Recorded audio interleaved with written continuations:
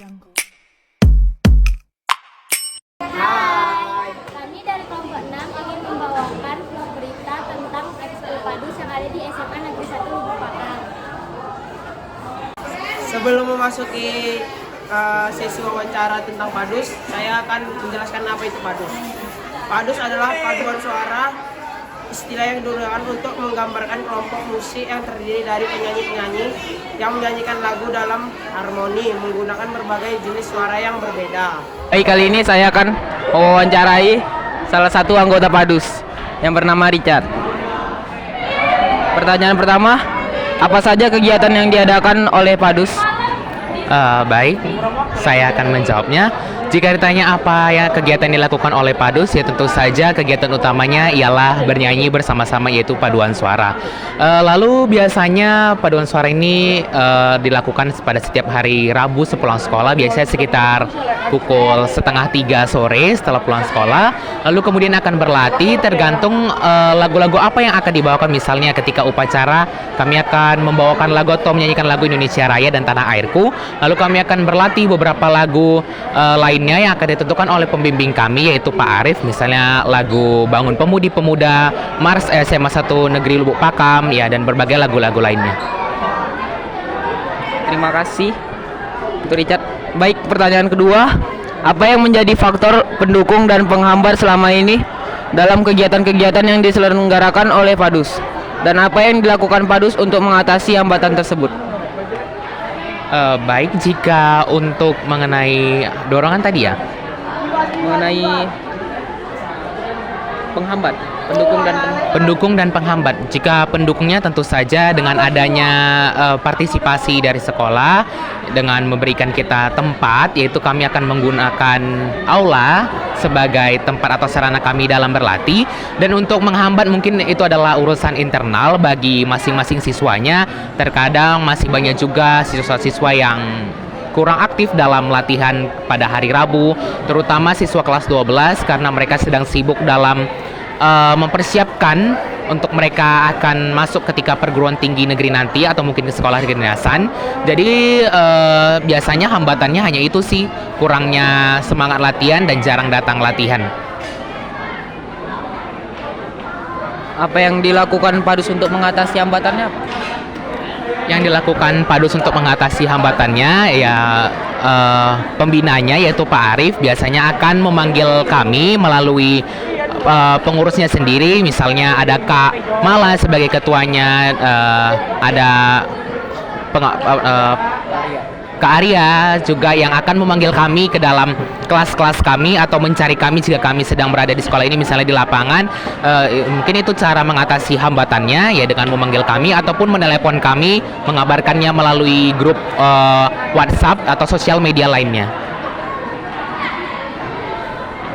Baik, terima kasih. Untuk pertanyaan yang ketiga, apa alasan diadakannya organisasi Padus ini? Apa alasan? Alasan yang terutama mungkin ya bagi untuk upacara setiap hari Senin, kita sebagai sekolah, terutama sekolah siswa SMA, tentu saja kita setiap upacara harus menyanyikan lagu Indonesia Raya dan lagu mengheningkan cipta sebagai memang tradisi upacaranya seperti itu. Jadi siapa yang akan menyanyikan lagi kalau bukan paduan suara, itu adalah tujuan utamanya.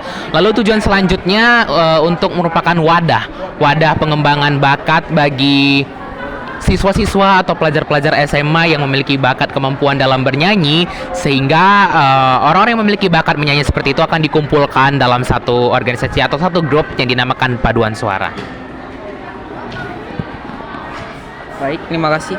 Untuk pertanyaan yang keempat, bagaimana perilaku keberagaman siswa anggota Padus? Perilaku keberagaman. Keberagaman perilaku anggota Padus itu sangat bervariasi. Ada ya dia siswa yang rajin latihan, ada siswa yang sangat semangat dalam bernyanyi, ada juga siswa yang mungkin ya biasa-biasa saja, ada juga siswa yang jarang latihan atau malas latihan, ya mungkin itu karena alasan pribadi masing-masing. Itu merupakan keberagaman perilaku anggota paduan suara. Untuk pertanyaan yang kelima, apakah kegiatan-kegiatan Padus mempunyai dampak positif terhadap perilaku siswa SMA Negeri 1 Lubuk Pakam? Baik, paduan suara merupakan salah satu pengembangan bakat. Tentu saja hal ini membawa pengaruh positif. Mengapa saya mengatakan begitu? Seperti dari pertanyaan sebelumnya, saya bilang bahwa paduan suara merupakan wadah bagi orang-orang yang memiliki bakat menyanyi. Jadi mengapa itu hal positif? Jadi bagi siswa atau pelajar yang memiliki kemampuan nyanyi, ia dapat mengembangkan kemampuannya lagi, meningkatkan kemampuannya lagi, mengasah kemampuannya lagi. Dan juga jadinya para siswa atau para pelajar ini memiliki aktivitas yang dapat dilakukan secara positif daripada tidak melakukan apa-apa atau mungkin hanya berjalan-jalan berkeliaran di luar. Jadi mengapa paduan suara jadi efektif atau jadi positif? Ya karena bisa menjadi waktu bagi siswa untuk berfokus pada hal-hal yang positif. Untuk pertanyaan terakhir, siapa saja yang berperan dalam pengembangan organisasi PADUS? Tentu jika ditanya siapa peran yang berkembang, tentu saja yang paling utama ialah pembinanya sendiri atau orang yang melatih kami, yaitu Pak Arius Sailan Sihombing.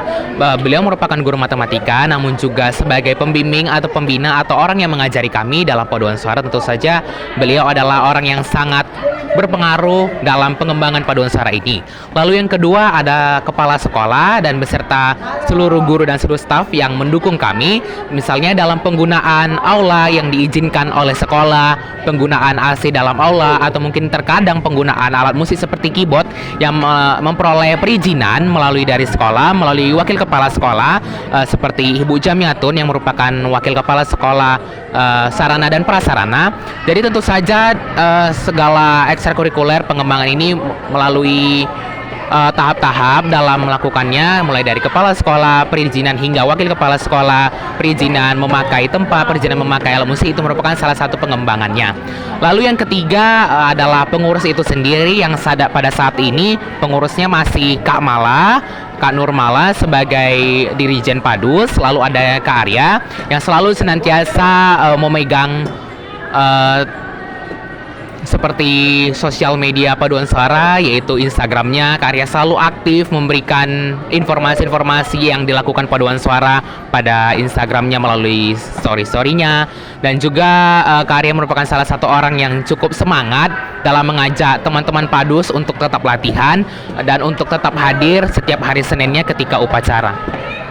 Baik, terima kasih untuk Richard yang sudah menjawab pertanyaan-pertanyaan dari saya. Sekian vlog berita tentang Padus dari kami. Terima kasih telah menonton. Bye-bye.